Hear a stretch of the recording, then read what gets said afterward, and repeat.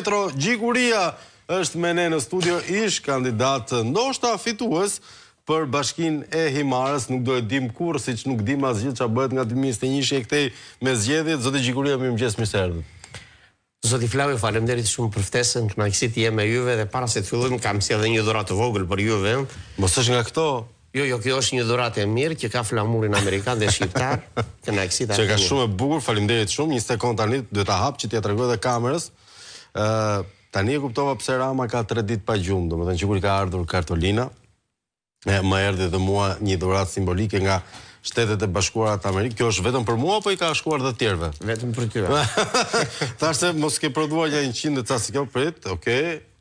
Jemi të qartë, duket. Do e vendos këtë spilën.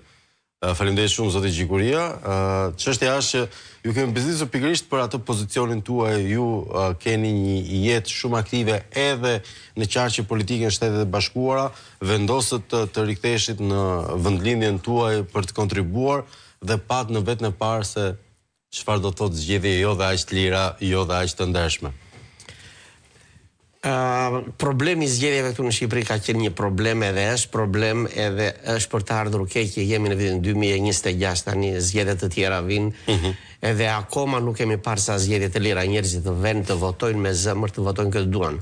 Tani unë mora pjesë në Himar edhe pas se çfarë u bë një vit pas atij skenarit që i bën zotit Belleri, edhe i pash vet nuk fitova realisht, po të paktën të gjitha ato gjërat që pami kemi qenë në SPAK, edhe janë në SPAK edhe akoma nuk na kanë thëritur ta shikojnë. Shumë çështje të zgjedhjeve kanë shkuar në SPAK, po asnjëherë nuk kanë përparuar. Po ju besoj keni dorëzuar dosje me prova. Po, dosje me prova. Kishte gjëra të dukshme? Kishte gjëra të dukshme, kishte një shpërngulje dhe regjistrim të njerëzve për të ardhur për të votuar, që i kishte sjellë zoti Tavua nga Dropolli, njerëz të tij familjar, kishte njerëz të tjerë që i gjetëm, që votonin në Lushnjë, si ai djali që ishte petalet e Partisë Socialiste. Ai votonte në Borsh, po ishte lindur ishte regjistruar në Lushnjë.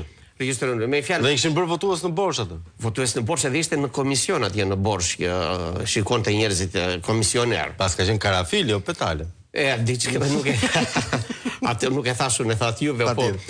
Edhe këto janë të depozituara të gjitha në SPAK, por nuk na kanë thritur akoma. Tani keni shpresë? Keni pritshmëri? Me ato që kam parë, dhe gjitha ato çështjet e zgjedhjeve që kanë vajtur në SPAK, nuk kam parë të zbardhet asnjë deri më sot tani. Nuk e di se ç'do bëhet në të nesërmen. Megjithatë, ju ndryshe nga kandidatët e tjerë që janë përplasur në dyert e SPAK-ut, keni ca aksese të tjera dhe ca komunikime të një niveli tjetër. E para një,